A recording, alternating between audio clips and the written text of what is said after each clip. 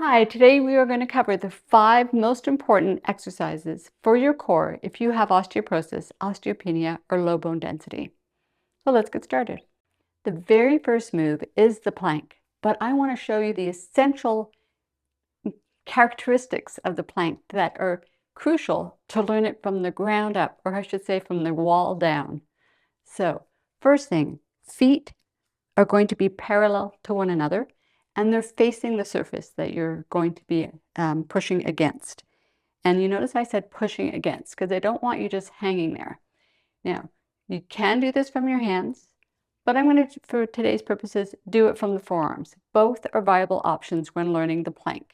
Now, when you bring your forearms to the wall, you are looking to create a straight line between your ear, shoulder, hip, and ankle. And I say that because I want the knees softened.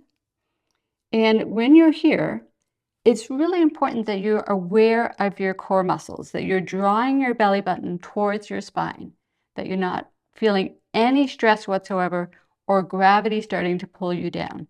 So this is really essential to draw the belly button towards the spine. Feel that secure tightening that you're doing to support your back. Now, the next thing that's really critical is not to let your head fall forward. It's where we tend to keep it too much throughout the day, but rather pressing the back of your head to the wall behind you. So think about that airspace behind you, and you're gently pressing your head back. All the while, you're gently pressing your forearms into the wall. So often I see people just hanging there, and then they tell me they're so uncomfortable in the plank. It's because you're not engaging your deep musculature. All right, the next move is going to be the 90-degree side plank. Again, a move that I see incorrectly taught. So I really want you to get the essentials down. And so for that, we're going to start with looking at our foot position. So going into the side plank from the forearm, you want to be roughly an arm's length from the wall. Your feet are going to be now parallel to the wall.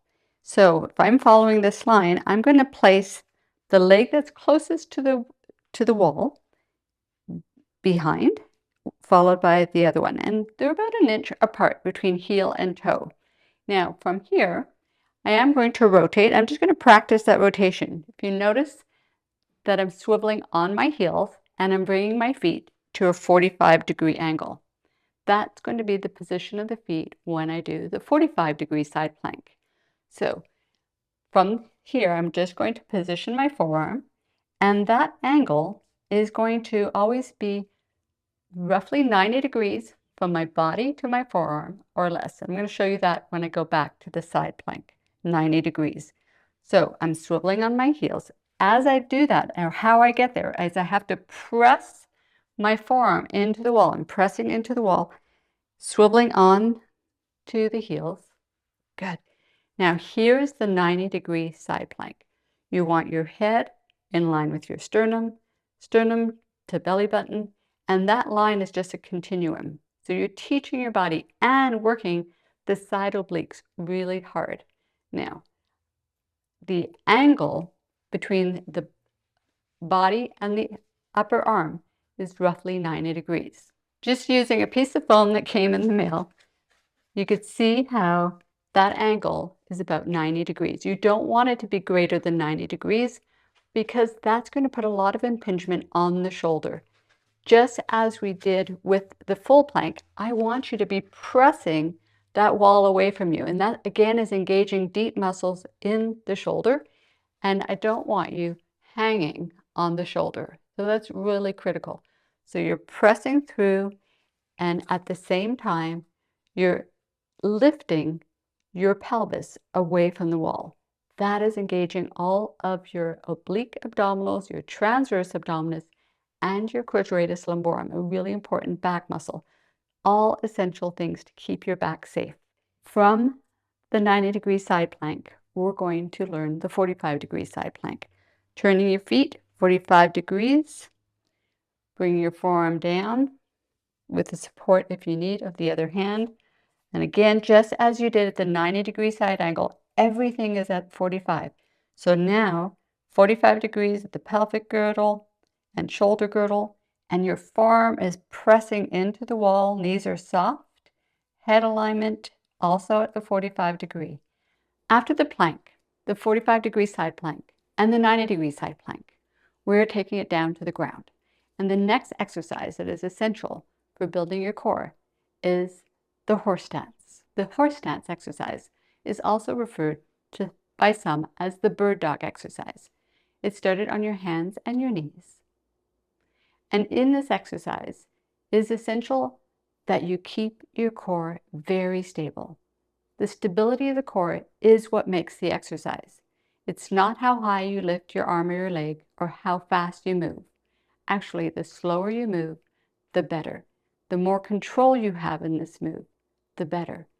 You want to start with just a single limb, be it that you start with your arms or with your legs. But if you had a camera on your body the whole time, there should be no movement happening or that one could see from the tip of your head down to the tip of your tail. So from the sacrum up through the spine, through the back of your head, perfect stability the whole time. Because that's the essence of this exercise, is you are teaching your body to stabilize. The fifth exercise that is essential when it comes to spine stabilization and completing the core is the spinal extension floor M exercise. Floor M exercise has its name by the aerial view of the exercise and where the arms are making the letter M. You see babies doing this over and over again at about 4 months of age, and they're doing this so that they too can become vertical human beings. Without the strength of their spinal erector muscles, they're going to be unable to sit independently, stand independently, or become more mobile than staying in a horizontal position. Developing the deep spinal muscles has been shown over and over again to keep your spine protected from your first compression fracture or worsening of compression fractures. It is an essential exercise when looking to optimize the strength of your core, but also the strength of your spine. These repeated movements of extension through the spine are critical. As we get older, it is so very important, however, that we use a pillow under the pelvis, because as we get older, we have arthritic changes, we have spondylolisthesis, we have spinal stenosis, we have many things that don't enjoy going into hyperextension. We don't have a 4-month-old spine anymore. So keep a pillow under your pelvis, keep your feet grounded, keep your butt relaxed, and have the extension be just enough that your chest and your head is coming off the ground. Engaging your upper back muscles at the same time through the lift of your arms is also a great way to bring in another layer of muscles over top of those deep paraspinal muscles.